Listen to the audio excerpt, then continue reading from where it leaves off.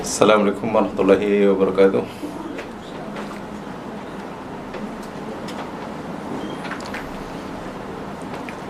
Alhamdulillahi nahmaduhu wa nasta'inuhu wa natubu ilaihi wa nastaghfiruh. Wa na'udzu billahi min syururi anfusina wa min sayyiati a'malina. May yahdihillahu fala mudilla lahu wa may yudlil fala hadiya lahu. Rabbi shrah li sadri wa yassir li amri wa hlul 'uqdatam min lisani yafqahu qawli. Raditu billahi wa rabba bislami dina Muhammadin nabiyya rasulah.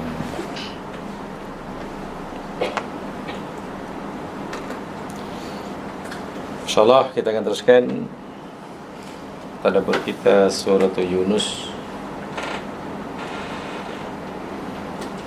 Hari ini kita akan pelajari bermula daripada ayat 51.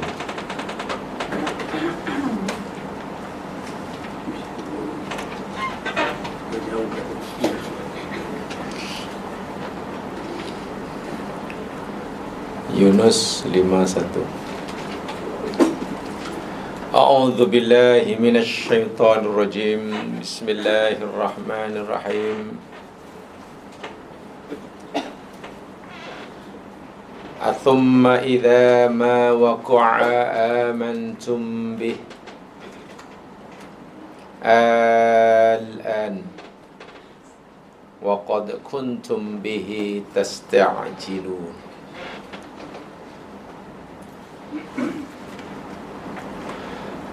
Adakah thumma kemudian idza ma waqa'a bila telah berlaku, yakni telah menimpa azab itu ke atas kamu, amantum bi, kamu baru beriman dengannya, al-an, adakah baru sekarang kamu tidak beriman, selepas azab itu berlaku. Wa qad kuntum bihi tasta'jilun, sedangkan sungguh adalah kamu minta segera akannya sebelumnya.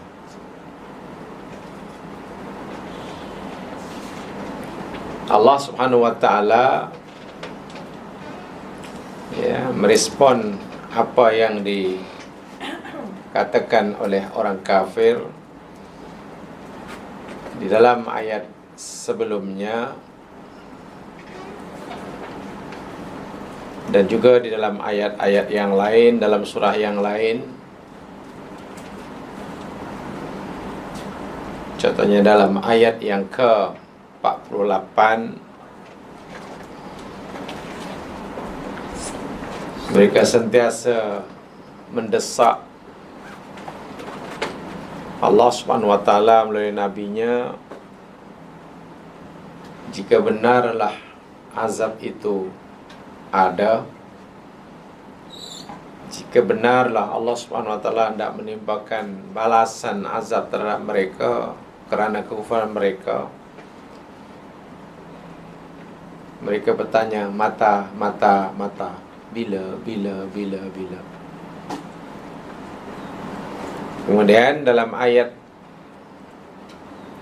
49, saya ulangi sekali, Allah Subhanahu wa ta'ala meresponnya supaya Nabi diperintah oleh Allah bagi tahu kepada mereka bahawa hak atau kuasa untuk menimpakan balasan itu adalah hak Allah dan kuasa Allah. Nabi tidak mempunyai kekuasaan sedikit pun. Artinya jika mereka terus mendesak, ya Nabi tak boleh buat apa-apa. Itu kuasa Allah. Hanya Allah ingatkan pada mereka, azab yang Allah janjikan yang ancam mereka ini pasti akan berlaku, dan masa berlakunya telah ditetapkan. Nanti bila telah tiba masa yang telah ditetapkan, ianya tidak boleh disegerakan dan juga tidak boleh ditangguhkan.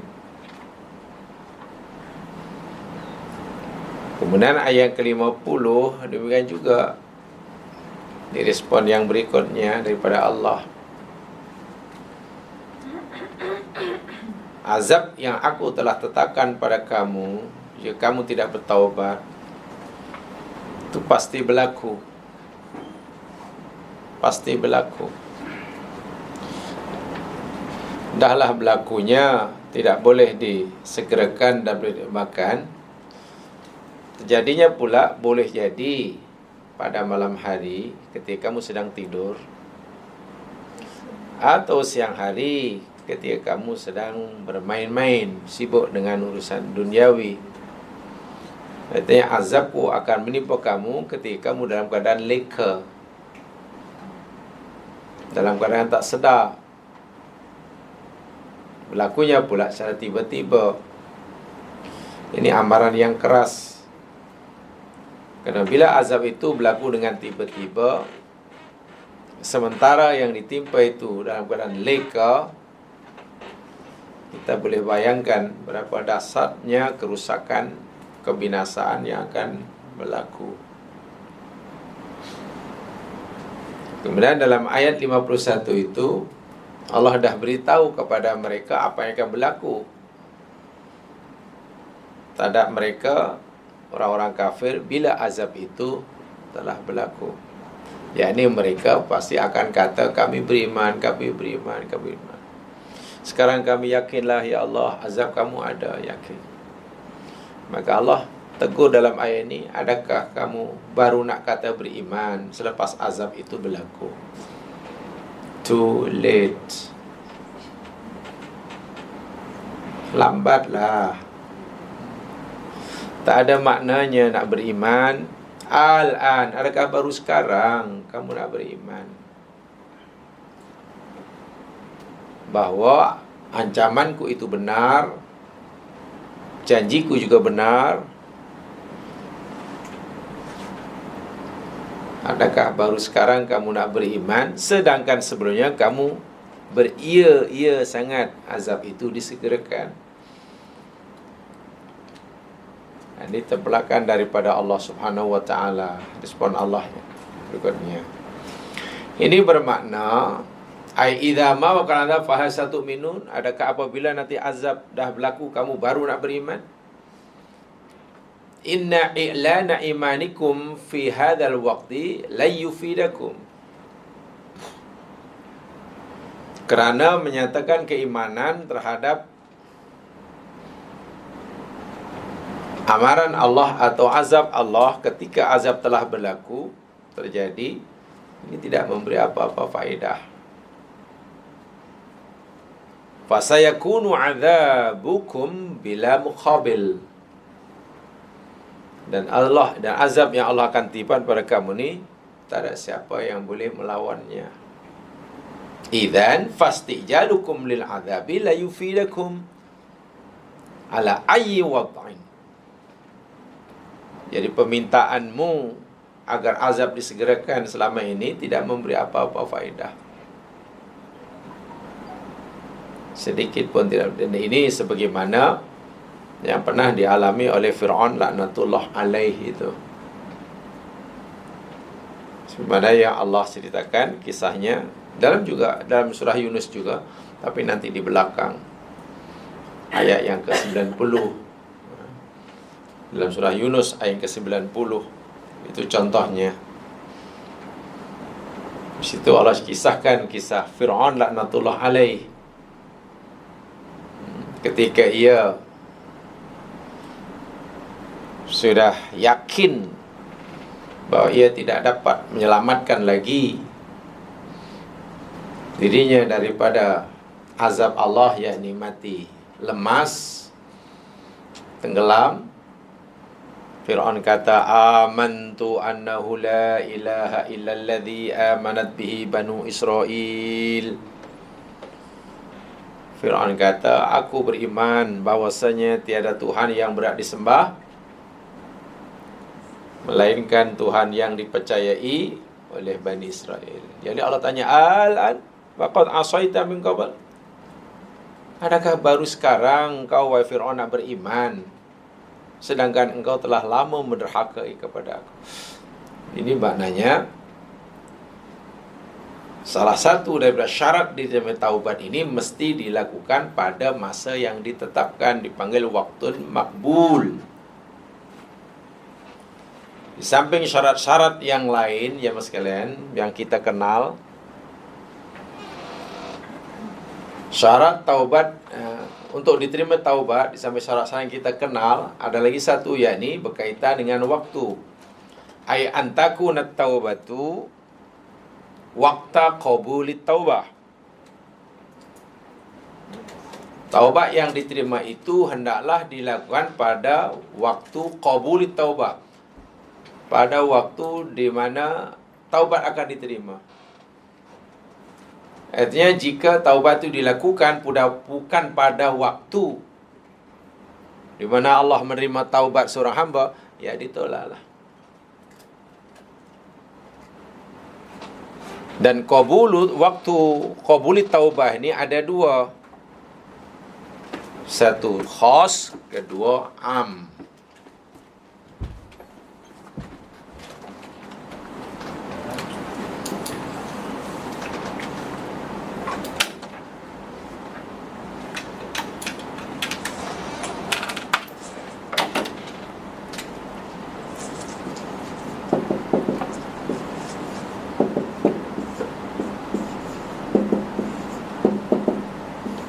Ini ada dua.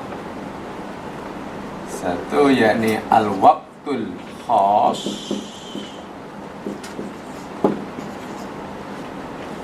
satu al-waqtul am.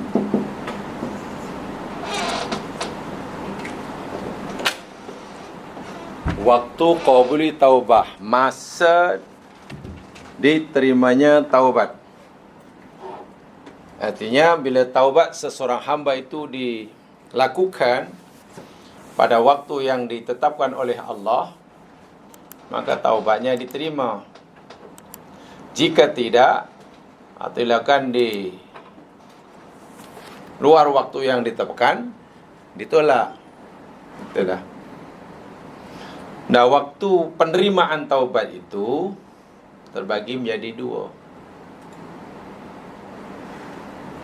Jadi in kanat fi waqtin la tuqbalu fihi lam tanfa'hu. Jika taubat itu dilakukan bukan pada waktu penerimaan taubat, maka ia tidak beri manfaat. Pertama namanya al-waqtul khas, waktu khusus.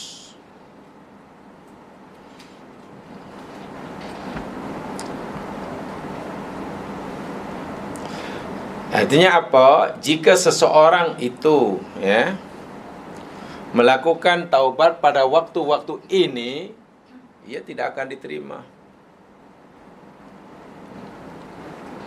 Dan terbalik ya saya tulis tu. Waktu tidak maknanya kena di luar waktu ini. Jadi kena tambah sajalah.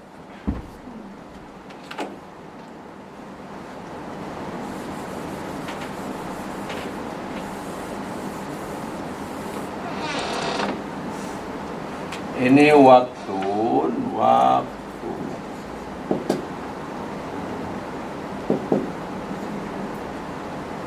mardudil taubah.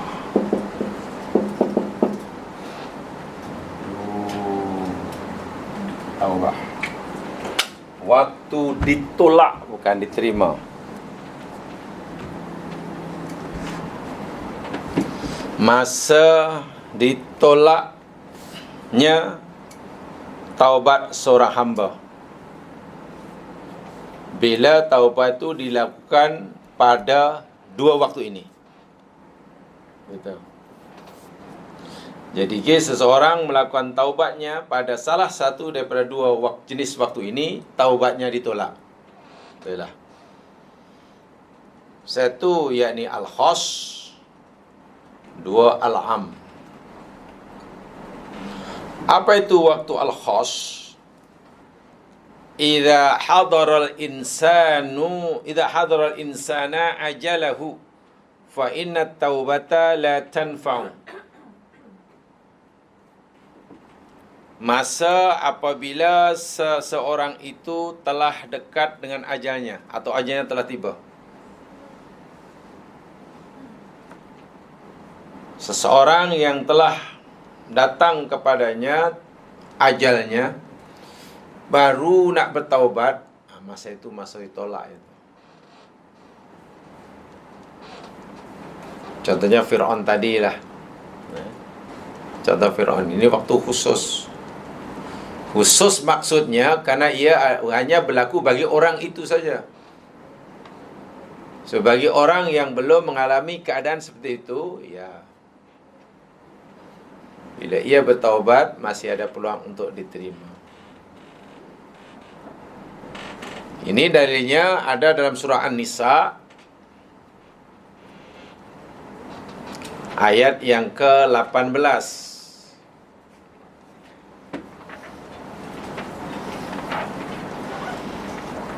An-Nisa ayat 18.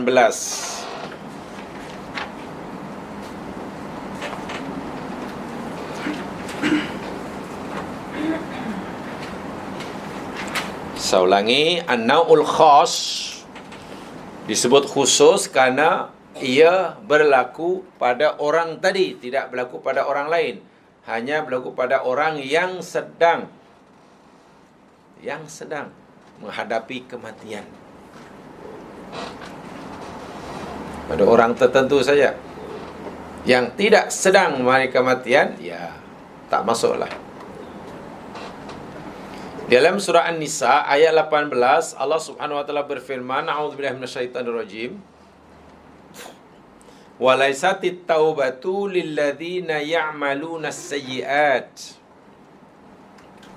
hatta idza hadara ahadahumul maut qala inni tubtul an walalladzina yamutuna wa hum kuffar laika a'tadna lahum adzaban alima. Walaisat taubat, dan bukanlah taubat itu, tidak dikira taubat, atau taubat itu ditolak, gitulah.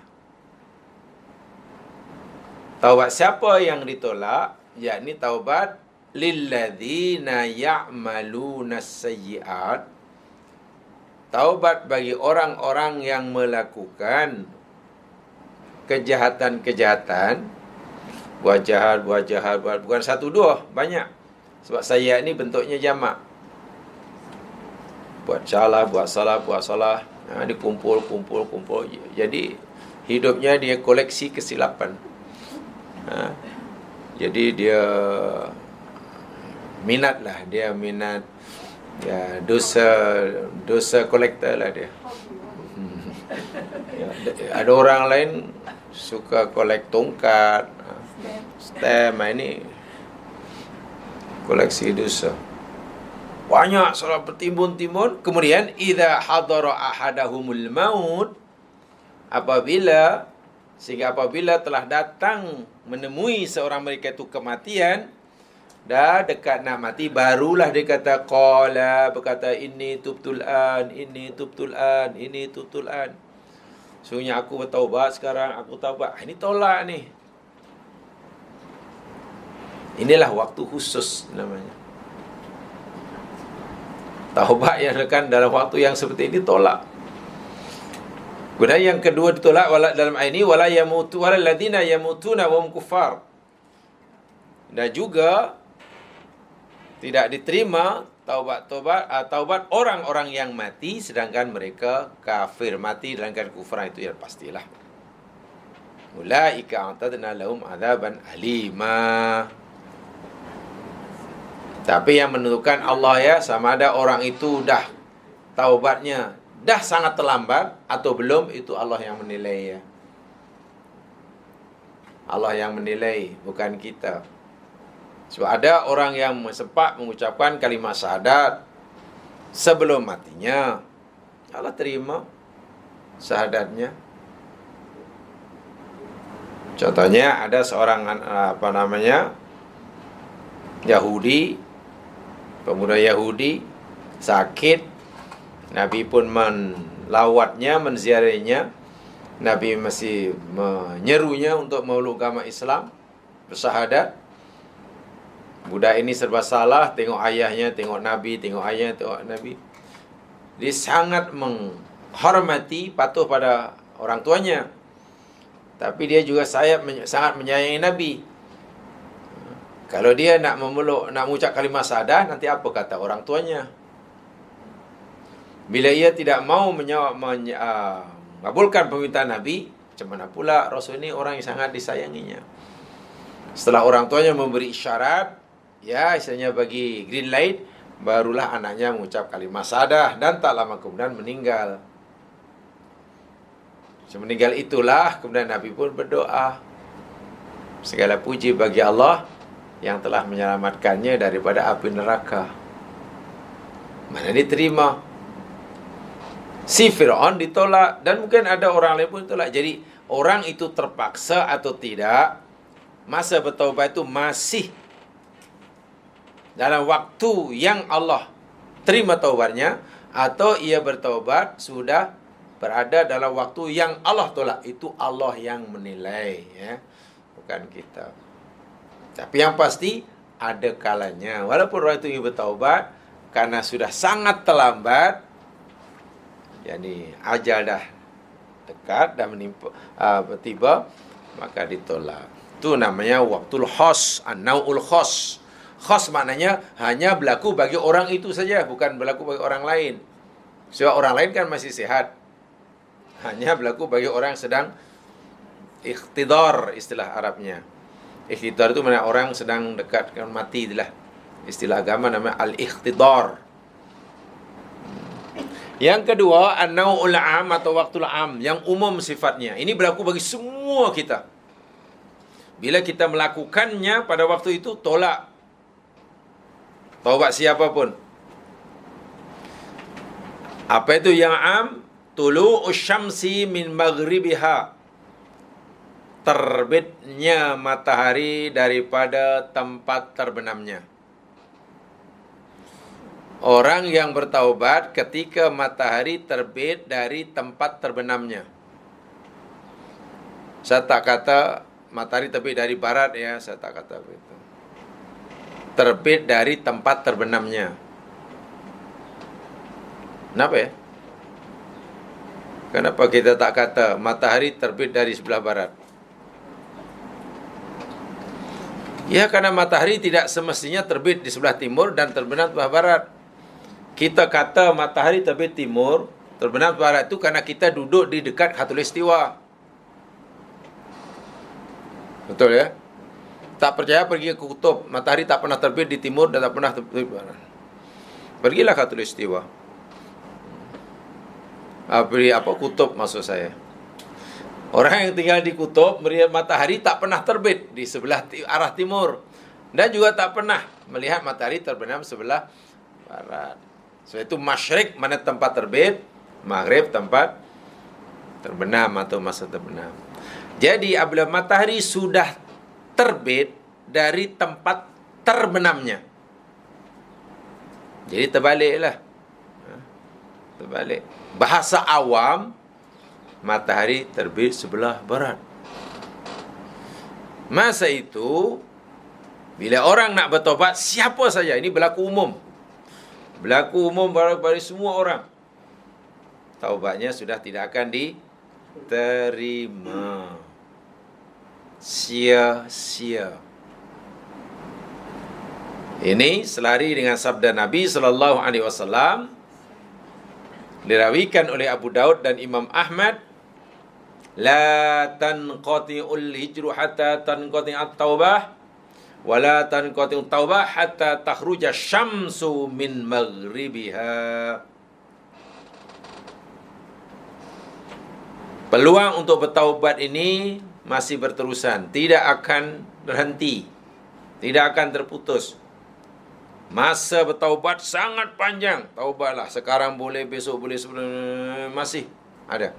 Hatta, sehingga takhruja syamsu min maghribiha, matahari terbit keluar dari tempat terbenamnya.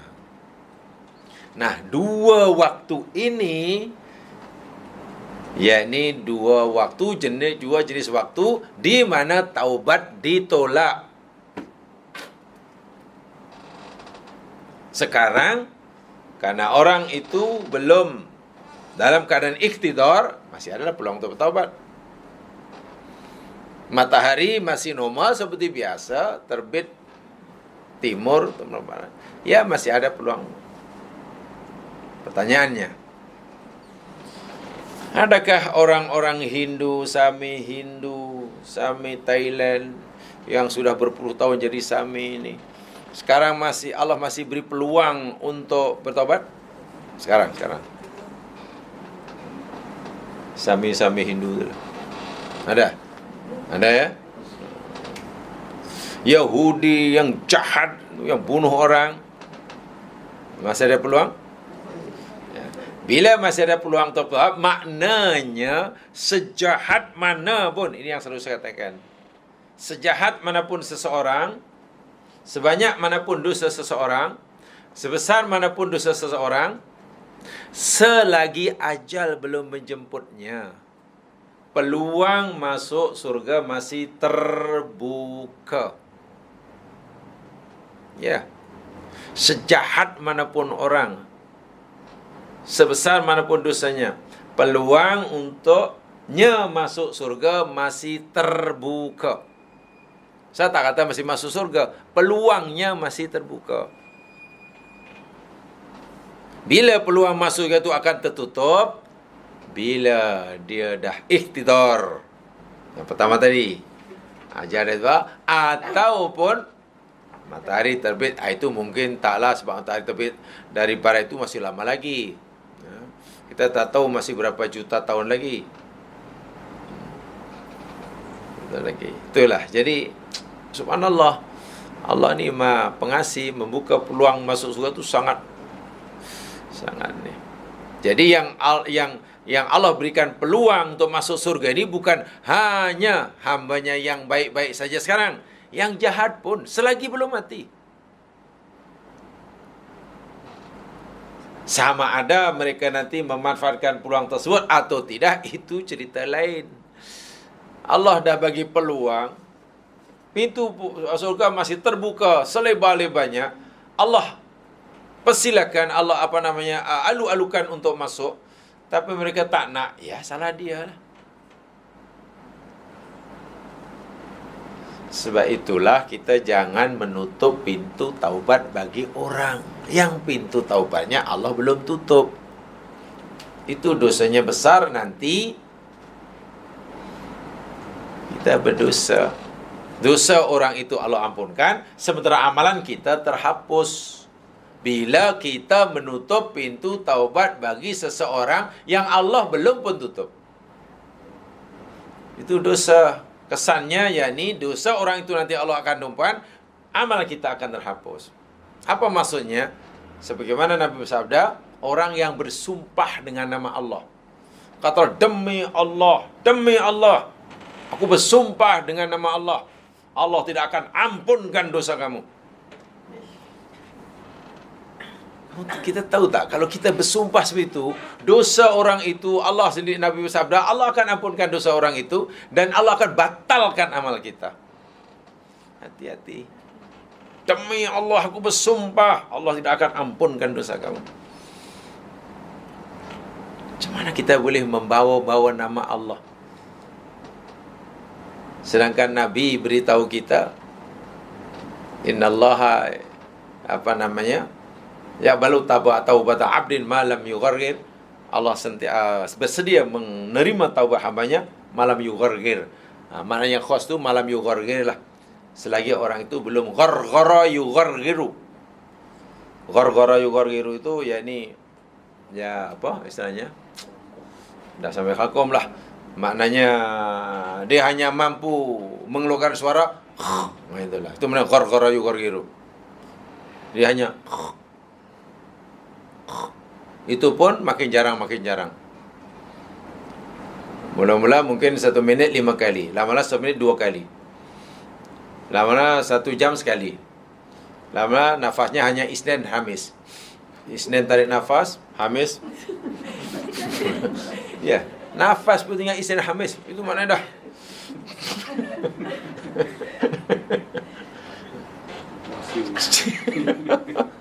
Bukan puasa ya. Macam mana dia sakit orang tu? Tak tahu salah. Nafas pun tinggal Isnin Hamis ni. Mana seminggu 2 kali je bernafas. Masya Allah. Hati-hati tu ya. Dosa tu. Demi Allah. Di bawah nama Allah pula tu. Allah marahlah. Sedangkan Allah bukan hanya mempunyai sifat yang maha keras siksanya. Kan Allah juga punya sifat Ghafur Rahim. Kenapa kita hilangkan, nafikan sifat Allah yang maha pengampun, lalu kita beritahukan pada orang itu, Allah itu keras siksanya, keras siksanya. Walau Allah kata, aku ni maha pengampun, bila kamu ingin ampun. Tapi bila kamu degil tak minta ampun, siksa sangat keras. Allah kata begitu. Kita pula beritahu pada orang itu, Allah dah hilang kesabaran. Kepada orang macam awak ni, Allah dah hilang sabar. Allah tutup pintu taubat. Demi Allah, Allah tak akan ampunkan dosa kamu. Wih, dosa besar tu kita. Amal kita terhapus. Sebab kita sudah mandai-mandai ya, bawa nama Allah SWT. Betul. Jadi kalau selagi 2 waktu ini belum tiba, peluang untuk taubat seseorang itu diterima oleh Allah sangat besar. Atau mungkin saya menggunakan bahasa yang lebih menyeronokkan. Selagi 2 waktu ini belum tiba, peluang untuk masuk surga bagi siapa saja masih terbuka luas. Walaupun dia orang paling jahat sekalipun. Walaupun dia katalah seorang pembuat patung sekalipun. Ya. Tapi jika sudah tiba salah satu dari 2 ini, imam yang khas atau imam yang umum, ya habislah. Wal'iyadzubillah. Sebab itu manfaatkanlah pulang itu. Baik, kemudian ayat yang ke-52. Thumma qila lilladzina zalamu dhuqu 'adzabal khuld hal tujzauna illa bima kuntum taksibun. Kemudian qila dikatakan lilladzina bagi orang-orang yang zalamu, mereka zalim, dhuqu rasai olehmu adzabal khuld, azab kekal. Hal tujzaun tidaklah kamu diberi balasan illa kecuali ma dengan sebab apa yang kuntum adalah kamu taksibun, kamu usahakan. Ya mas sekalian, Imam Al-Maraghi berkata dalam tafsirnya. Saya bacakan tafsir Al-Maraghi. Ay thumma qila alladhina zalamu anfusahum bil kufri birisalah wal wa'di wal wa'id tajarra'u 'adzaballah ad-daim lakum abada bihaitsu la fana'a lahu wa la zawal. Ini dalam tafsir Al-Maraghi. Kata Syekh Al-Maraghi, Mustafa Al-Maraghi namanya. Dia adalah mantan Syekhul Azhar. Syekhul Azhar ni hampir kesemuanya mempunyai mengarang tafsir. Hampir kesemuanya. Semua ada kitab tafsir. Yang terakhir Said Tontowi ada juga. Dr. Said Tontowi yang terakhir pun ada juga. Dr. Mahmud Saltud. Banyak tafsir. Dahulu tafsir Am-Manar. Rasyid Ridha. Jadi pengarang tafsir.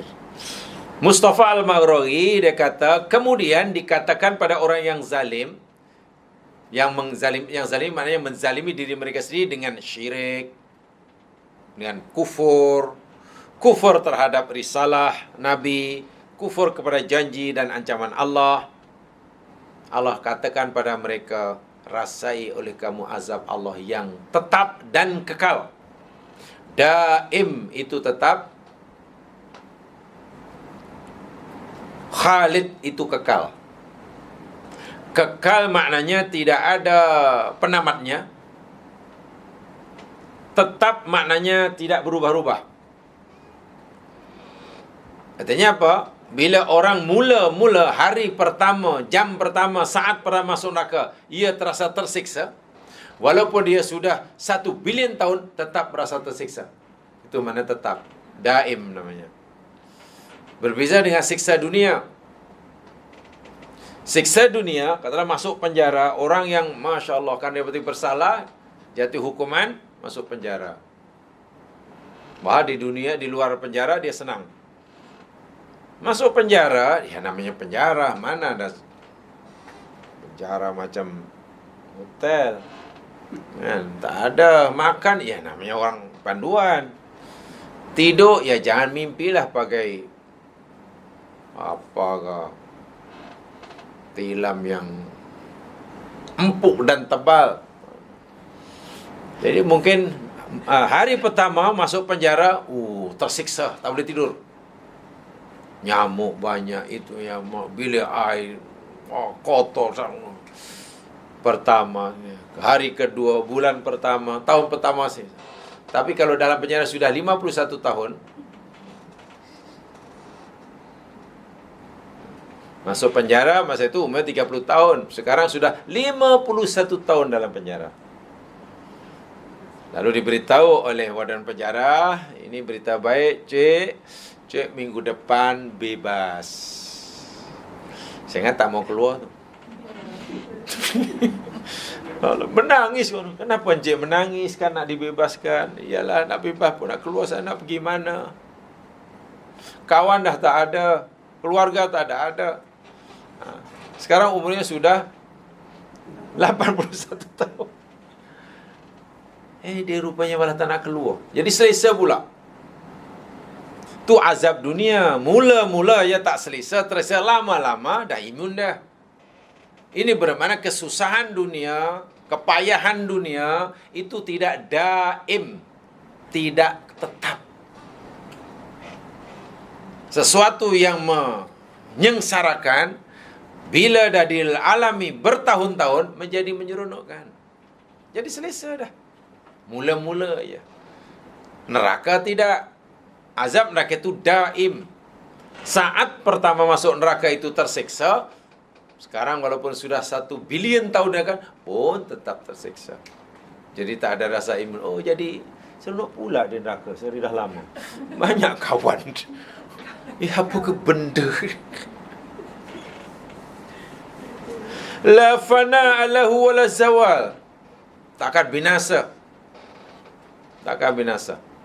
Lalu Allah Subhanahu wa taala menjelaskan bahawa azab yang kekal dan tetap yang mereka alami di neraka kelak, yakni dengan sebab sebagai balasan apa yang mereka pernah lakukan di dunia.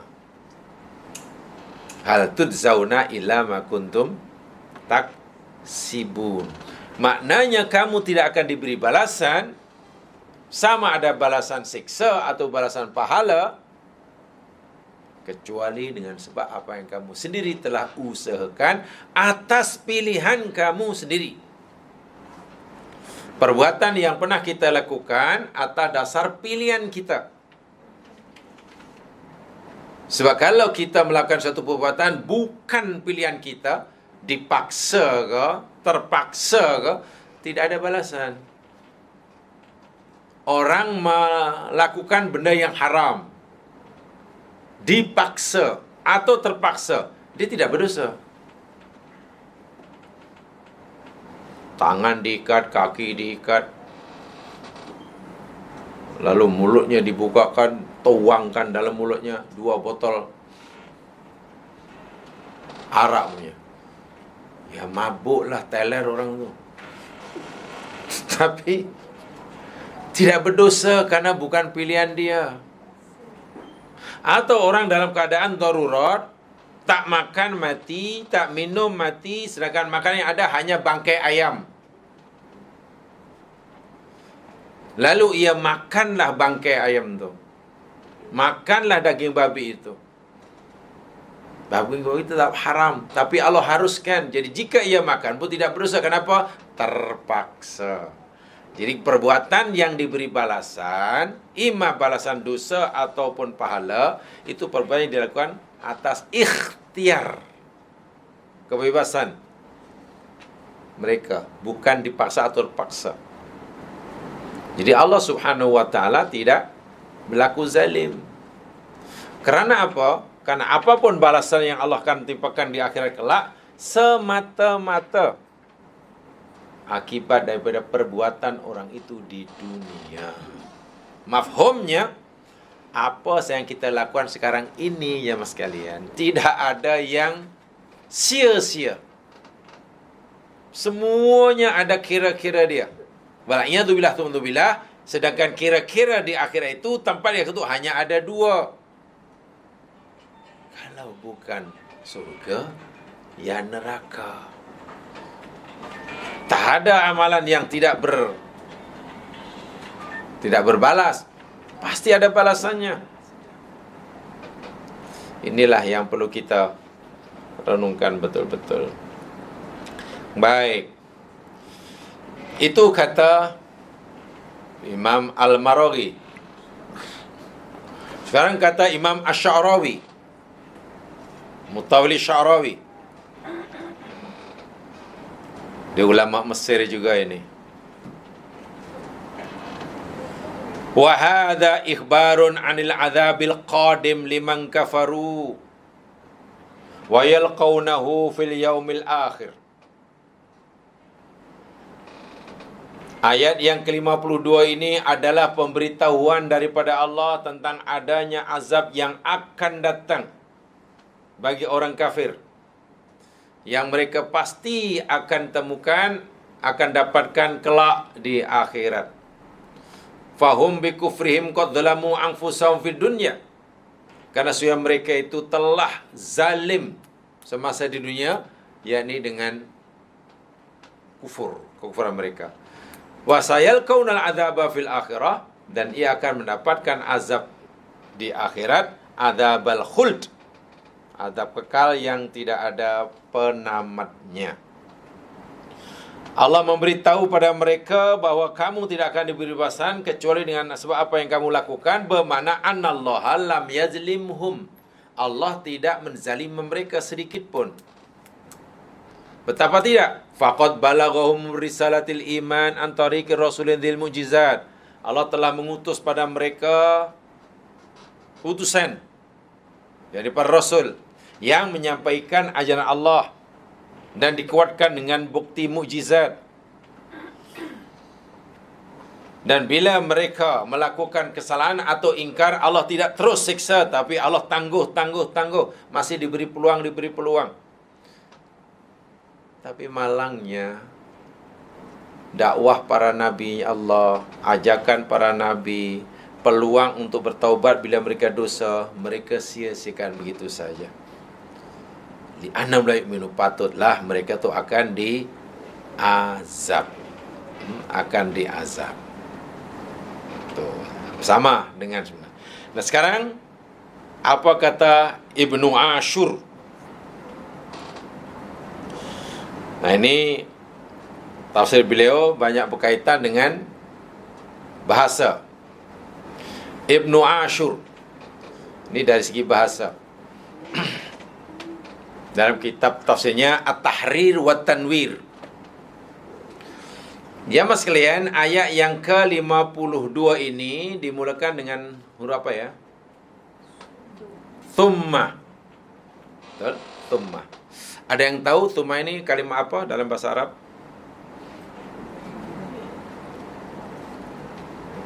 Thumma. Kalimat Arab ini ada berapa ya? Perkataan Arab. Al-kalimat al-arabiyyah. Arabic word ni ada berapa? 3. 1 isim, kata nama. 2 fi'il, kata perbuatan. Verb. 3 huruf. Al-Quran setebal ini, campur hadis setebal itu, campur kitab tafsir berjilid-jilid, ribu-ribu jilid, sebenarnya ada 3 patah kata ya. Bukan banyak sangat. Ada kata nama, namanya isim, ismun, ada fi'il, dan ada. Baik, thumma ini masuk yang mana tu daripada 3 itu? Thumma. Hanya perlu 3 kali menjawab, pasti betul. Namanya huruf. Okey. Dari sebanyak huruf ni, huruf apa gamaknya? Thumma ni. Kan huruf ada macam-macam, ada huruf qasam, ada huruf jar, ada huruf nasab, ada huruf jazam. Kan? Huruf apa ni agaknya? Thumma ini. Huruf ataf. Huruf penyambung.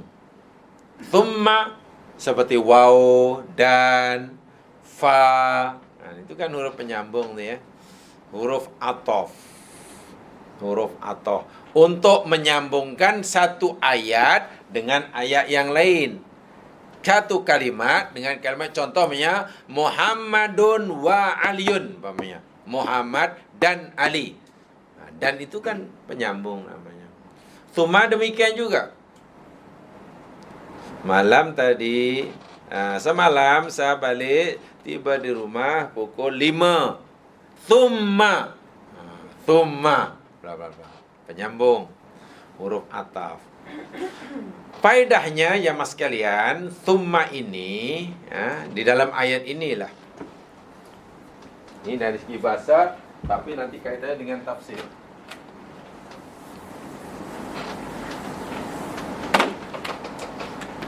Thumma. Itu jadi dia huruf ataf, harful atfin. Okey ya. Harful atfin. Untuk thumma harfu atfin ini ada 2 faedahnya. Satu namanya at-tartib wat tarahi. Tartib tarahi, tarakhiyun. Kedua, tartib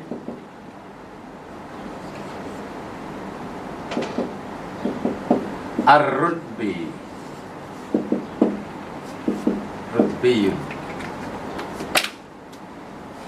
Apa maksudnya? Begini.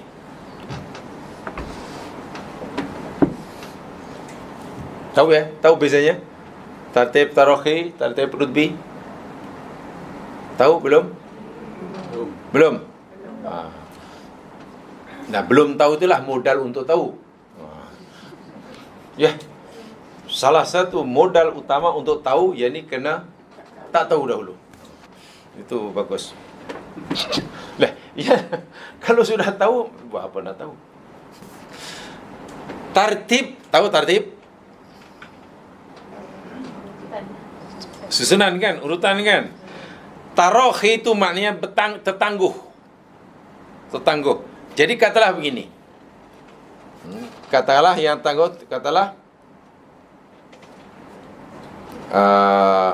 ada jarak masa antara yang pertama dengan yang kedua, ada jarak masa.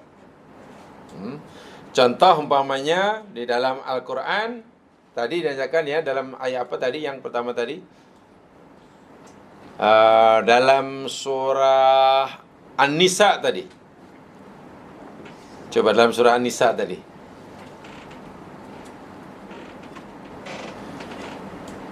Yang saya sebutkan dalam surah An-Nisa. Ayat 17. Tadi ayat 18 kan?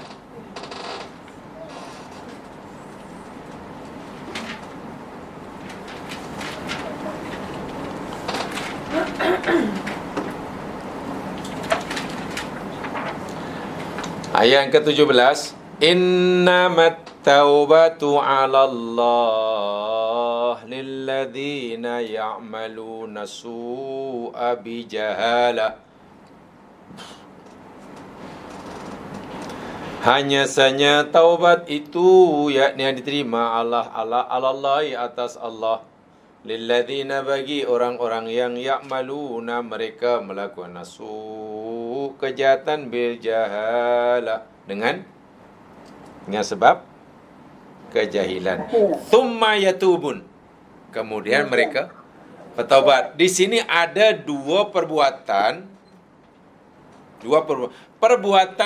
peristiwa kejadian. Satu, ya'maluna su, mereka buat jahat. Kan, itu perbuatan pertama. Kemudian thumma yatubun, kemudian mereka bertaubat. Mana yang lebih dahulu ni? Buat jahatnya atau taubatnya? Buat jahat kan. Nah, tartib tu macam tu. Buat jahat, selepas itu taubat. Taubat. Jadi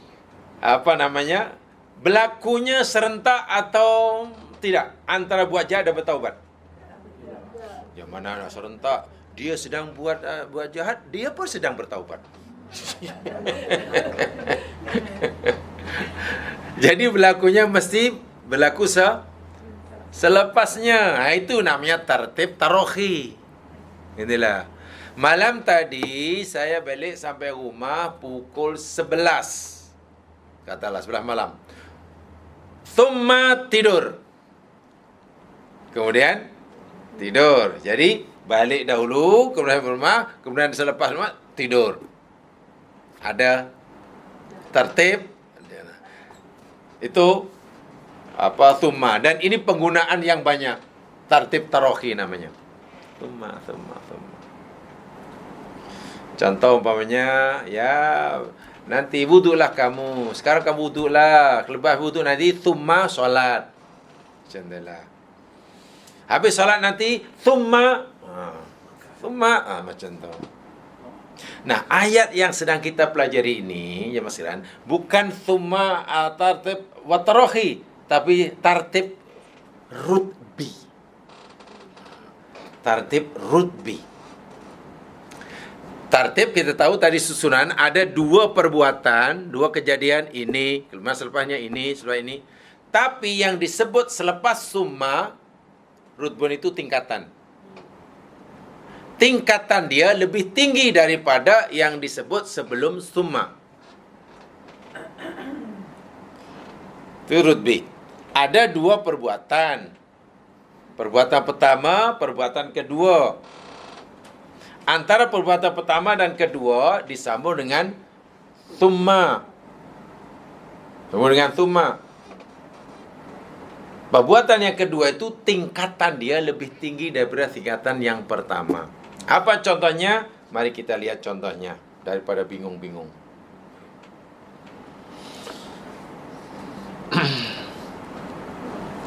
Lihat firman Allah Subhanahu wa taala di dalam surah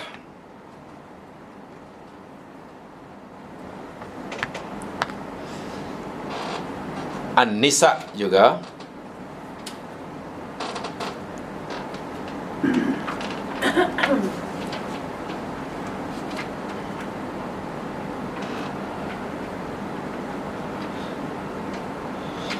Ayat yang ke-137.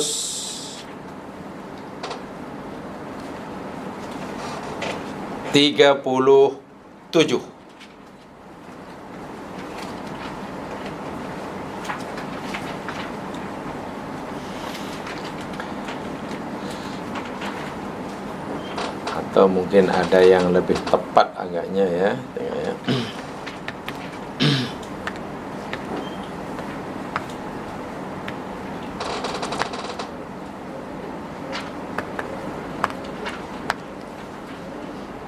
Oh, yang lebih tepat surah Al-Maidah ajalah. Itu pun boleh, tapi ada yang lebih mudah nanti kita fahami. Surah Al-Maidah ayat 93. Ini lebih mudah difahami.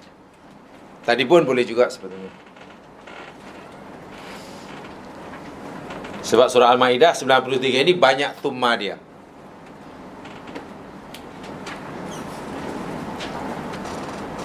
Ada ya? Al-Maidah 93. A'udzu billahi minasyaitonir rajim. Laisa 'alal ladzina amanu. Tiadalah ke atas orang-orang yang beriman itu wa amilus solihat, dan mereka telah beramal soleh, junahun, kesalahan. Tidak ada kesalahan ke atas orang yang beriman dan beramal soleh. Fima ta'imu, dari sebab apa yang mereka telah makan. Ini jangan salah faham apa. Oh, orang mukmin tu asal mukmin dan soleh tak dosa dengan apa yang dia makan. Mana orang mukmin dan soleh boleh makan? Oh, bukan begitu. Ini kaitannya dengan ayat sebelumnya. Ayatnya dengan sababun nuzul. Jadi banyaklah orang-orang Islam, sahabat Nabi yang dah jadi Muslim yang baik, dia masih teringat-ingatlah tentang makanan minuman yang mereka makan semasa kufur dahulu. Masa kufur, apa ya haram benda yang tak dimakannya? Benda yang haram, ya tak kira lah sama ada haram zati ya, karena benda itu haram, atau haram karena cara mendapatkannya. Dan mereka menyesal, itu lakukan bukan sehari dua semasa kufur. Jadi setiap kali mereka melihat tubuh badannya yang sehat, terbayang makanan haram yang telah masuk. Sekarang sudah jadi darah daging tu, macam mana ni nak? Jadi rasa bersalah tu susah nak menghilangkan. Lepas solat rasa salah, lepas itu walhal dah jadi Muslim yang baik dah. Jadi Muslim. Jadi apa? Ingat akan apa yang telah dimakan. Ingat dahulu mabuk-mabuk macam mana. Lalu Allah turunkan ayat ini. Itulah. Orang mukmin dan orang yang telah beramal soleh tidak ada dosa dari sebab apa yang mereka telah makan dahulu. Allah dah hapuskan dosanya. Dengan syarat idza mattaqau, apabila mereka telah bertakwa, wa amanu, dan telah beriman, wa amilus solihat, dan telah bersoleh, thumma taqau, kemudian mereka bertakwa, wa amanu, dan mereka beriman, thumma taqau, kemudian mereka bertakwa, wa ahsanu. Tengok, mau berapa banyak thumma dah. Coba macam mana kita memahami ayat seperti ini? Apabila mereka bertakwa, beriman dan beramal soleh, kemudian bertakwa dan beriman, kemudian bertakwa. Macam mana mereka bertakwa, kemudian bertakwa, kemudian bertakwa? Kan coba apa maksudnya ini? Kemudian makan. Maksudnya thumma ini bukan thumma yang di atas, bukan. Bukan lepas takwa, kemudian bertakwa, tidak. Tapi thumma yang kedua. Artinya apa? Kalimat yang disebut selepas thumma, nilai dia, tingkatan dia lebih tinggi. Rutbah itu tingkatan daripada apa yang disebut sebelum thumma. Maknanya ittaqau yang Allah sebut selepas thumma itu, thumma taqau. Takwa itu, takwa yang disebut selepas thumma lebih tinggi daripada takwa yang disebut sebelumnya. Ittaqau, mereka bertakwa. Thumma taqau, mana takwa yang makin tinggi lagi. Thumma taqau, makin macam itulah maksud rutbah ni. Iman demikian juga. Amanu, thumma amanu, thumma amanu. Mereka beriman, kemudian beriman, kemudian beriman. Mana imannya makin tinggi, makin tinggi, makin tinggi. Itu namanya tartib rutbi. Kalau tartib tarakhi, tak ada. Makna itu tidak ada. Itulah maksudnya. Alladzina qalu rabbuna Allah. Orang-orang yang berkata Tuhan kami adalah Allah. Itu iman ke tidak ya? Orang yang berkata Tuhan kami adalah Allah. Orang mukmin ya. Itu orang beriman. Tsumastaqamu. Kemudian mereka istiqamah. Tsumma di situ bukan tsumma yang atas. Mana orang yang beriman, kemudian orang yang imannya istiqomah. Iman yang beristiqomah itu jauh lebih tinggi nilai dia daripada beriman tapi tak ada. Begitulah. Jadi kembali dalam kepada ayat ini, thumma dalam ayat 52 itu thumma tertib rutbi. Ingat ya, rutbi.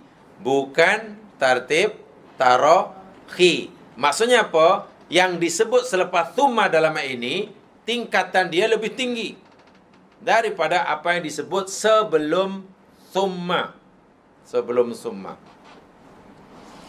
Apa yang Allah sebut sebelum thumma? Apa ya yang Allah sebut dalam ayat 50? Ini ayat 50 apa ni? 52 kan? Ayat yang Allah sebut dalam ayat 50 apa ya?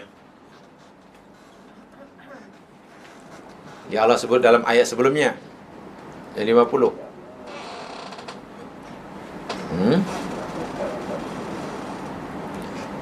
Yang Allah sebutkan dalam ayat 50. Bahwasanya mereka akan ditimpa azab bila?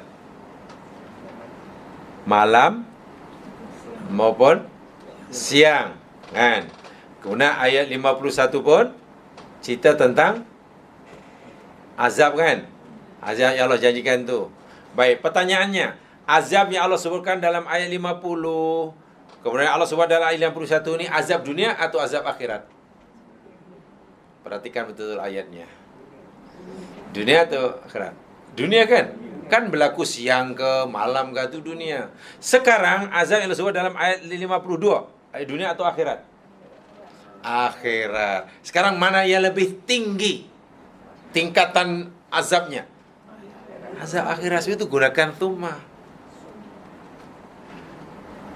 Jadi thumma ini Allah bukan hanya sekadar begini, wahai hambaku yang kafir, aku akan timpakan azab kepada kamu, azab dunia karena kamu kafir. Kemudian nanti di akhirat aku akan berikan kamu azab juga. Dia bukan hanya sekadar memberi tahu sekadar itu di dunia kemudian di akhirat. Tapi ada yang lebih, apa yang Allah nak beritahu lebih daripada itu. Sekarang kami akan berikan azab pada kamu di dunia. Tapi jangan lupa, azabku yang akan menimpa kamu di akhirat lebih dahsyat. Itu namanya tartib rutbi. Sebab thumma di permulaan ayat. Macam mana kita buat ayat kita? Kemudian, macam mana kemudian? Jadi ada itu dirangkaikan dengan sebelumnya. Kaitannya dengan ayat sebelumnya thumma ini. Azab akhirat tentu lebih berat, lebih dahsyat daripada azab dunia. Satu, azab dunia adalah sementara. Dan orang itu ada peluang untuk melepaskannya. Bila bertaubat nanti diangkatlah azab itu. Azab akhirat kekal, kan lebih berat. Dan lebih berat. Disebut di situ kekal. Itu maksud apa namanya? At-tartib rutbi namanya. Rutbiyun. Hadza adzabul a'zam minal adzabil ladzi fi qouli. Azab yang Allah sebutkan dalam ayat 52 ini jauh lebih berat, lebih dahsyat, lebih besar daripada azab yang Allah sebut dalam ayat yang ke-50 sebelumnya. Kerana azab dunia, karena di ayat 51 azab dunia, ayat 52 ayat azab akhirat. Azab akhirat tentu lebih berat daripada azab dunia. Sebab itulah Allah rangkaikan dengan thumma. Tapi ingat, thumma ini bukan thumma tarohi, tarif tarohi, tapi rutbi. Satu. Kemudian yang kedua, ini tafsir dari segi bahasa. Di dalam ayat yang ke-52 ini, Allah Subhanahu wa taala menggunakan fi'il madin. Tsumma qila lil ladzina zalamu.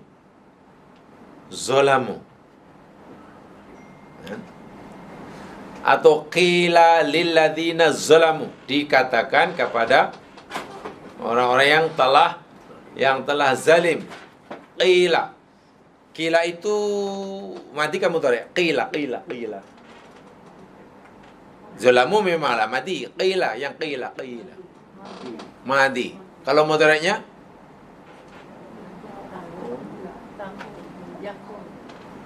mudharing. Pingil mudharingnya. Apa makna qila?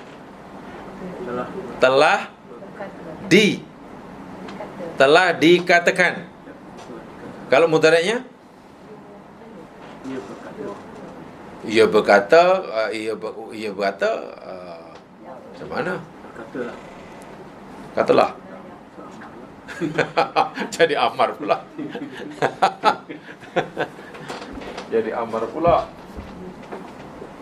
Qila kan ya. Qala. Ini madi. Kan mudhari'nya yaqulu. Ini mudhari'. Kemudian ini bentuk maklum. Active voice. Ini active voice. Kalau jadi majhul, yang ini passive voice lah. Yang ini qila, yang ini yuqalu. Itu bezanya. Qala itu telah berkata. Kalau qila telah dikatakan. Yaqulu itu dia berkata. Yuqalu dia dikatakan. Tak ada telah lah. Jadi madi ke mudhari' ni qila. Madi majhul namanya. Fi'il madi. Madi itu lepas ke, sedang ke, akan? Dah lepas kan? Madi ada lepas. Pertanyaannya, apa yang Allah sebutkan dalam ayat 52 ini peristiwa yang telah berlaku atau akan berlaku? Peristiwa yang Allah sebutkan dalam ayat 52 ini peristiwa yang telah berlaku atau akan berlaku? Akan, karena ia berlaku pada hari kiamat. Kan pada hari kiamat ini dikatakan pada orang zalim itu, rasalah tu. Kiamat itu belum berlaku, kiamat itu masih nanti. Bila masih nanti, kenapalah digunakan fi'il? Nah, itulah yang saya maksudkan. Ya, kita kaji lebih dalam lagi. Kalau dalam bahasa Melayu boleh ke kita? Kalau dalam bahasa Melayu, kita nak cerita peristiwa yang akan berlaku tapi gunakan past tense. Boleh kan? Saya telah makan kenyang besok pagi. Wah, bahasa Melayu lagi tak boleh. Allah cerita tentang akhirat ni. Akhirat tu nanti lah. Tapi Allah dah gunakan fi'il. Apa hanya ni? Ini perlu dikaji. Ini Al-Quran ni. Di situ ada pengajaran dia. Ya mas sekalian, ada dua makna yang dikendaki. Makna yang pertama, walaupun kiamat itu belum berlaku, bagi kita belum lah, tetapi tidak ada peristiwa yang belum berlaku dalam ilmu Allah. Artinya apa? Semua peristiwa ini dalam ilmu Allah telah berlaku. Sebab Allah dah tahu. Sebab itu Allah gunakan madi. Ata amrullah fala tasta'jiluh. Tiap hari telah kita pelajari. Ata telah tiba amrullah, segala urusan Allah. Jadi semua telah berlaku dalam ilmu Allah. Sebab Allah sudah tahu. Allah sudah tahu siapa yang akan jadi cicit kita. Sebab itu tidak ada istilah telah, sedang, akan dalam ilmu Allah, tidak ada. Semuanya telah berlaku. Sebab itu maha suci Allah daripada terkejut dan kecewa. Allah ni maha suci daripada terkejut dan kecewa. Kenapa ya? Kenapa Allah tidak mungkin terkejut? Kerana sudah tahu. Kita banyak terkejut tu kerana kita tak tahu apa yang berlaku. Tapi kalau sudah tahu akan berlaku, pasti hidup kita jadi tenang setenang-tenangnya. Contoh mudah lah. Jamaah tengoklah katalah tayangan apa ke, gambar, filem ke apa yang paling penuh dengan apa? Adegan-adegan yang cemas, yang suspens, yang wah lah, katalah jatuh kapal terbang, helikopter pula meletup, tapi hero selamat. Yalah, terbakar helikopter, terjun, masuk kolam renang, sejuk dia. Jadi kita pun aja kan, dah dikepung. Ya maklum kali pertama tengok wayang macam tu, mesti kita tak duduk tenang dah. Tak senang duduk. Tapi kalau kita diberi peluang tengok kali kedua, agak-agak masih melompat-lompat atau sudah mulai relax. Relax kan? Kalau dah 10 kali nonton, relax. Apa kata kita yang dah 10 kali nonton, kita ajak kawan yang pertama sekali duduk sebelah kita. Apa yang kawan sebelah ni agaknya? Kita pun diamlah, ai tahulah. Allah ni tidak mungkin terkejut kerana Allah dah tahu segala-galanya dan tak akan kecewa. Mana Allah kecewa? Kita kecewa ni kerana kita tak tahu apa yang akan berlaku. Kalaulah tahu, mana ada orang kecewa. Jadi saya ulangi, dalam ilmu Allah tidak ada peristiwa yang belum berlaku. Semuanya telah berlaku. Sehingga ketika Allah cerita apa yang akan berlaku di hari kiamat pun Allah gunakan madin. Itu makna pertama. Itu maksud pertama. Maksud yang kedua. Makna yang kedua. Jika Allah menceritakan peristiwa yang akan datang, akan berlalu, dengan menggunakan past tense, ya, mentadbirkan peristiwa yang akan berlaku, tapi digunakan past tense, ini bermakna peristiwa itu pasti berlaku. Pasti. Peristiwa itu bukan mungkin berlaku, tapi pasti. Tahqiqu wuku'ihi dalam bahasa Arab. Untuk memberitahu bahawa peristiwa itu pasti berlaku, walaupun ia belum berlaku, digunakannya fi'il madin. Sebab kalau susunan bahasa biasa, apa yang akan berlaku, kita mesti takbirkanlah dengan mudhari. Tapi dibalik, apa yang akan berlaku digunakan madhi. Maknanya apa? Bahawa peristiwa yang diberitahukan itu pasti berlaku. Atau sebaliknya, peristiwa yang telah berlaku sepatutnya digunakan fi'il. Kalau nak cerita peristiwa yang dah berlaku, sepatutnya guna fi'il madhi, tapi gunakan mudhari. Coba macam mana? Kan kita bingung. Itu ada dalam Al-Quran banyak sekali seperti itu. Menceritakan peristiwa yang telah berlaku gunakan fi'il mudhari. Kita pun mungkin ini silap ke nahwu dia. Tak silap. Bila peristiwa telah berlaku Allah gunakan fi'il mudhari, tujuannya ada dua. Mungkin kerana nak memuji, karena perbuatan peristiwa sangat baik sehingga patut dipuji, atau mungkin karena nak mengkeji, karena perbuatan itu sangat-sangat jahat sehingga Allah nak mengkejinya, gunakan fi'il mudhari. Ada dua. Contoh, Bani Israel pernah punya rekod membunuh para nabi. Yahudi punya rekod membunuh nabi. Ini Yahudi yang hidup pada zaman Nabi Muhammad atau yang hidup sebelum Nabi Muhammad? Sebelum. Yahudi yang hidup sebelum Muhammad. Tapi ketika Allah cerita dalam Al-Quran, Allah gunakan wataqtulunal anbiya. Dan kamu semua, kamu membunuh para nabi. Itu ditujukan pada Yahudi yang hidup pada zaman Nabi.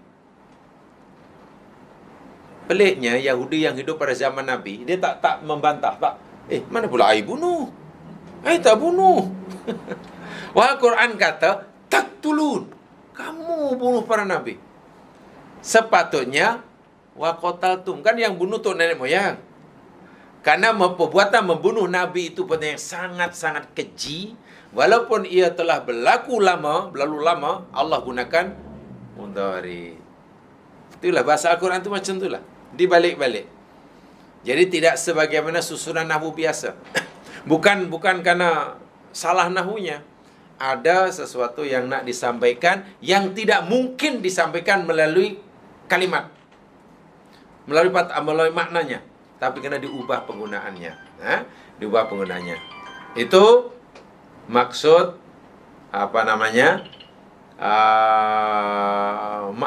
madi ini, qila ini. Jadi menunjukkan tahqiqul wuku', menunjukkan bahwa peristiwa itu pasti akan berlaku.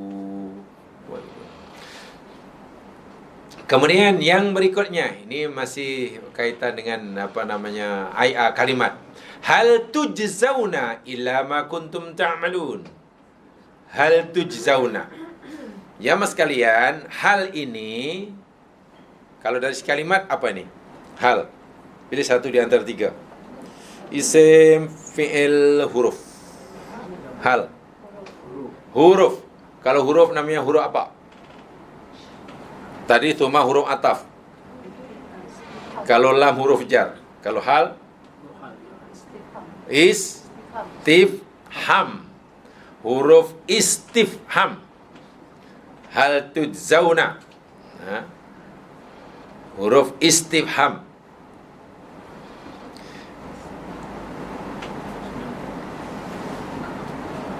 Istifham, tetapi bimakna nafyin.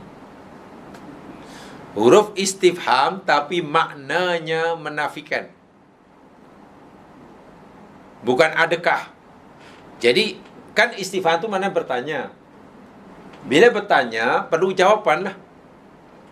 Tapi ini bukan pertanyaan yang perlu jawaban, karena ini pertanyaan yang bermaksud menafikan. Gitulah. Jadi pertanyaan, kalimatnya kalimat bertanya, tapi maksudnya menafikan. Bukan bertanya nak tahu, tapi bertanya nak menafi. Sebab itu terjemahan yang tepat bukan adakah, tapi tidak. Kamu tidak diberi balasan kecuali apa yang kamu telah usahakan. Karena ada ilah tu ya. Karena ada ilah. Jadi hal istifham itu kan bermakna nafyun. Bermakna nafyun. Kemudian jumlah hal tujzauna ila ma kuntum ta'malun, itu ya mas sekalian, yakni namanya jumlah istinafiyah. Jumlah istinafiyah itu mana jumlah yang permulaan buat ayat baru, gitulah. Jadi hakikatnya dalam ayat ini sebenarnya boleh berhenti dalam adabul khuld itu. Itu boleh dah sempurna dah. Thumma qila alladhina zalamu dhuqu adabal khuld. Itu boleh berhenti itu. Ayatnya dah sempurna dah. Kemudian buat ayat baru. Hal turzawna illa bima kuntum taksibun. Itu ayat baru. Itu namanya istinafiyah. Jumlah istinafiyah yakni jumlah permulaan. Jadi hal turzawna itu bukan jumlah di tengah jumlah. Jumlah ayat baru. Sebab ayat pertama dah sempurna hingga kalimat al-khuld. Al-khuld. Walaupun ia jumlah baru jamaah sekalian, ini adalah dipanggil apa ya? Kalau dalam bahasa Arab dipanggil jumlatun istinafiyun bayaniyatun. Panjang loh. Apalah ya? Hal tujzauna. Hal tujzauna itu namanya jumlatun istinafiyatun. Bayaniyatun. Jumlah maknanya jumlah. Apa? Ayat. Istinafiyah maknanya permulaan, baru. Buat ayat baru. Macam kita nak cakap buat ayat baru. Permulaan. Tapi ada fungsinya. Ada peranannya. Walaupun ayat ini ayat baru, sebab ayat pertama berhenti pada khuldun, tapi ada fungsinya. Fungsinya apa? Bayaniyah. Bayaniyah maknanya menerangkan, menjelaskan. Apa yang dijelaskan? Yang dijelaskan yakni ayat sebelumnya. Ayat sebelumnya apa ya? Ayat sebelumnya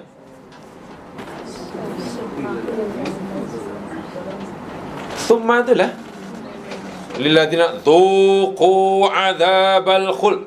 Itu ayat sebelumnya. Dzuqu adzabal khuld. Rasa oleh kamu azab yang pedih. Itu agak-agak mukhatab faham atau belum? Mukhatab tu maknanya orang yang orang yang diajak bercakap itulah. Bila mutakalim kata rasai oleh kamu azab yang kekal, itu dah faham belum maknanya? Ngerti ya? Dah faham. Tapi mungkin dia akan tanya.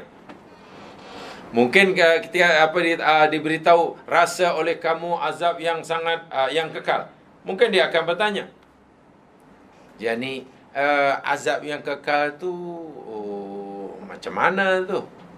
Kenapa kami mesti ada azab yang kekal? Kenapa engkau timpakan azab yang kekal? Pasti ada pertanyaan itu tu.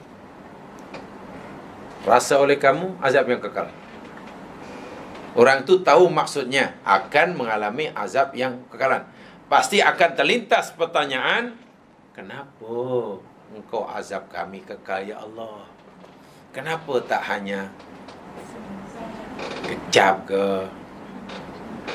Maka Allah jelaskan, azab kekal yang aku tiba pada kamu itu, penjelasannya, hal tudzawna ila ma kuntum ta'malun. Yakni sebab perbuatan kamu. Kamu tidak diberi balasan kecuali apa yang kamu usahakan. Itu namanya bayaniyah. Bayaniyah. Jadi, cik, kenapa cik umpamanya ini adalah upah kamu? Ini upah kamu. Faham orang itu sebab dia kerja lepas tu bagi upah. Nah, ini upah kamu. Faham ya? Faham. Apa itu? Upah. Lalu tengok. Cik, kenapa? Kan begitu kan? Jadi karena dia ada pertanyaan, ada sesuatu yang menggerakkannya untuk bertanya, maka ada jawapan. Itu namanya penjelasan. Jadi walaupun jumlah itu jumlah baru, kan? Istinafiyah, tapi ada fungsinya. Fungsinya bayaniyah. Menjelaskan. Apa yang dijelaskan? Yang dijelaskan yakni apa yang difikirkan oleh mukhatab. Siapa mukhatabnya? Orang kafir. Ketika Allah suruh mereka, ketika Allah timpakan pada mereka azab yang sangat pedih. Begitulah dia punya kaitan ayat Quran ni kalimat demi kalimat. Sehingga susah sekali ya mas sekalian. Ini hanya dalam bahasa Al-Quran, dalam bahasa Arab. Di mana setiap kalimat dengan kalimat yang lain ini ada hubungan, ada hubung kait. Kalimat dengan satu kalimat, ayat dengan ayat ini dah tak boleh dipotong-potong, tak boleh dipisahkan. Walaupun tadi saya katakan, jika orang membaca kata azab khuldi itu secara sempurna dah. Boleh dah mafhum dan mafhum. Kemudian buat ayat baru. Jadi ayat baru itu yakni memberi penjelasan yang mungkin diminta atau bahkan pasti diminta oleh mukhatab tentang kenapa azab yang engkau timpakan kekal pula. Bukankah kami buat maksiat di dunia tak kekal? Kami buat maksiat sementara, kenapa azabnya kekal? Lalu Allah jelaskan, oh, kekalnya azab yang aku timpakan kamu itu tak lain tak bukan hanyalah semata-mata kerana perbuatan kamu sendiri, tak lebih tak kurang. Memang amalan kamu di dunia tidaklah berkekalan, hanya berpuluh tahun. Tetapi kesan azabnya, yang ini kekal itulah. Tak lebih tak kurang. Jadi jika Allah bagi azab yang kekal pada hambanya yang musyrik di akhirat, itu bukan bermakna Allah melebihkan balasannya. Allah Maha Adil. Tidak ada kezaliman walaupun sedikit. Walaupun sedikit. Itu ya namanya jumlatun istinafiyatun bayaniyatun. Kalau dalam bahasa balauhnya seperti itulah. Jadi ada 3 yang sampaikan ya, paling tidak ya cukup 3 itu yang mudah difahami lah. Yang lain mungkin susah difahami sikit.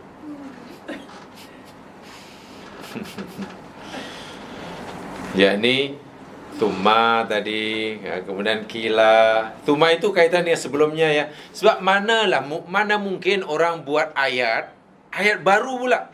Tak semena-mena, tak ada hujan, tak ada kemudian cakap kemudian. Adakah orang bercakap itu? Assalamualaikum warahmatullahi wabarakatuh. Yang berikan amma ba'du. Kemudian orang ni apa yang berkemudian ni?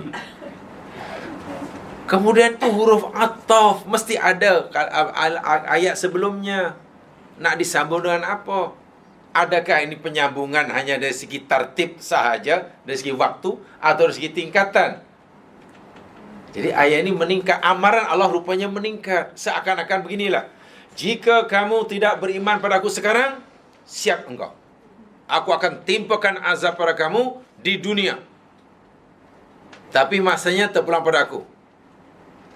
Yang pasti azabku akan menimpa kamu di dunia dengan tiba-tiba ketika kamu dalam keadaan lengah. Sama ada petang, siang, pagi, malam. Tapi tak cukup itu. Jika dengan azab di dunia terkadang kamu masih juga degil, ingat ada azabku yang lebih besar daripada itu. Thumma itu begitulah. Ya, ini azab akhirat. Dari segi lamanya, dari segi beratnya lebih kekal. Tapi dah mereka diingatkan. Kemudian nanti pula, dan itu pasti sebab itu Allah gunakan fi'il madhi. Kemudian mereka pasti akan bertanya, kenapa pula kekal? Ya, kekal itu lain tidak semata-mata kerana perbuatan kamu. Begitulah dia punya kalau kita rangkaikan mana ayat-ayat ini. Dari segi penafsirannya. Wallahu a'lam. Mudah-mudahan dapat difahami dengan baik. Subhanakallahumma bihamdika asyhadu an la ilaha illa anta astaghfiruka wa atubu ilaik. Illa alladhina amanu wa amilus solihat wa tawassaw bil haqq wa tawassaw bis sabr. Assalamualaikum warahmatullahi wabarakatuh.